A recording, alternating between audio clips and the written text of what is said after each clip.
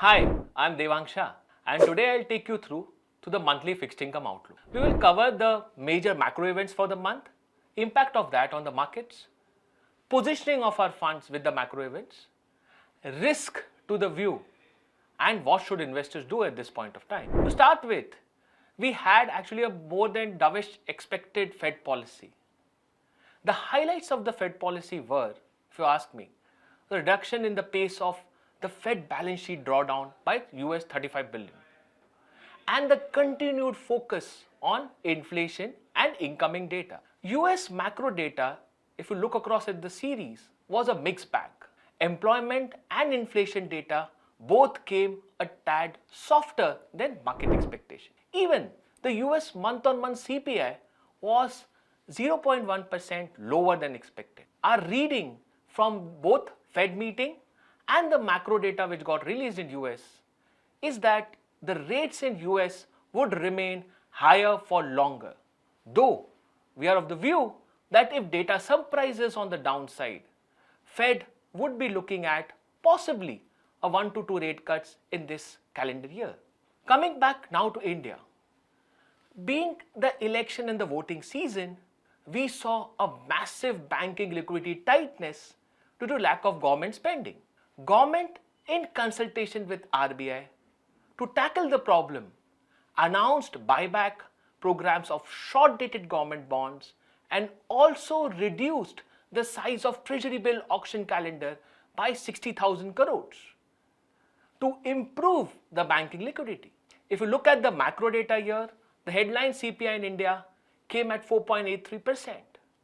Both headline and core inflation was on expected lines, and with the expectation of timely onset of monsoons, we generally don't expect any upside in CPI trajectory in the near term. The month ended with a significantly positive news of higher than expected RBI dividend to government of INR 2.1 trillion, which creates up to 0.3% of GDP buffer on the fiscal maths for the government, and it also paves way for possible reduction in government borrowing of 50 to 75,000 crores and some fiscal consolidation. Commodities, like last month, continue to saw an uptick in prices, specifically base metals, due to stronger than expected China data. What was the impact of all these events on market? Dovish than expected Fed policy, the weaker US macro data, and RBI's surprise gift to government in form of additional dividend than expected has led to rally across bond and swap markets both in US and India. Yields on long bonds are generally down by 20-30 basis in the last 1 month. The 10-year US Treasury yields are down from 475 to 445, and Indian 10-year bond yields traded below 7% after almost a year. The yields on the money market segment, which is the short end of the curve up to 1 year, saw a bit of uptick earlier in the month because of the tight banking liquidity, as I explained before, which also reversed and rallied post the announcement of treasury bill borrowing cut and the surplus RBI dividend. Currently, both US and Indian markets still don't price any significant rate cuts till December 2024. For the month, government bonds and swaps outperform corporate bonds and SDLs, obviously due to the expected cut in government borrowing and in the rally in US treasuries. What's our strategy for the portfolio and outlook for market? In lieu of the strong US and India growth, the run-up in commodity prices, the geopolitical uncertainty, central banks across, including RBI, would not be in a hurry to cut rates. Our core view, though, continues to remain constructive on rates.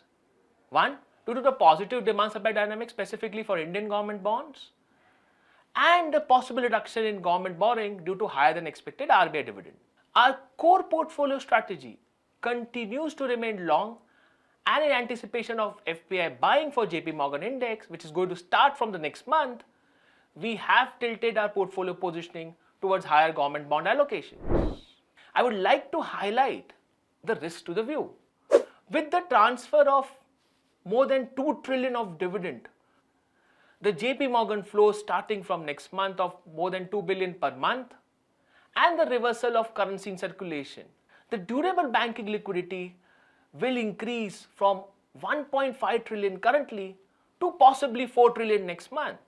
Such a high durable liquidity, RBI can, in its monetary policy, can announce market stabilization scheme to neutralize part of this excess liquidity, which can in the near term put some brakes to rally in the bond markets. What should investors do? Investors may continue to build and hold duration across their portfolios. Investors also need to understand that for further rally they need to be patient, as rate cuts would be delayed to second half of the financial year. With the positive demand supply for bonds, JP Morgan flows to start from next month, and the possibility of borrowing cut in the July budget, we continue to advise short to medium term funds with tactical allocations to gilt funds to our clients. Thank you. See you soon. Mutual fund investments are subject to market risks. Read all scheme-related documents carefully.